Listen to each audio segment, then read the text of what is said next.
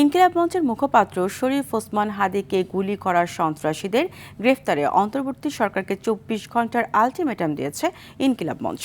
সেই সঙ্গে আজ দুপুর ১২টায় শাহবাগে বিক্ষোভ সমাবেশেরও ডাক দিয়েছে সংগঠনটি।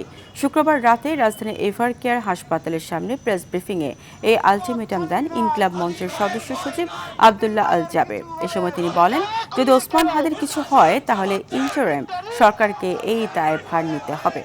উন্নত চিকিৎসার জন্য প্রয়োজনে দ্রুত বিদেশে পাঠানোর দাবিও জানান আব্দুল্লাহ আল জাবের। শুক্রবার জুমার নামাজের পর রাজধানীর বিজয়নগরের বক্স কালভার্ট এলাকায় গুলিবিদ্ধ হন ইনকিলাব মঞ্চের মুখপাত্র ওসমান হাদি।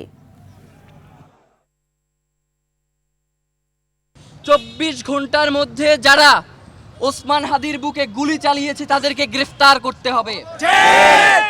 আমরা কোনোভাবেই শুনতে চাই না যে ওসমান হাদিকে যে গুলি করেছে সে অন্য কোনোভাবে মারা গেছে।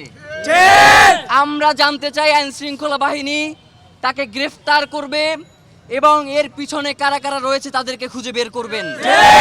আমরা ২৪ ঘন্টার আলটিমেটাম দিচ্ছি।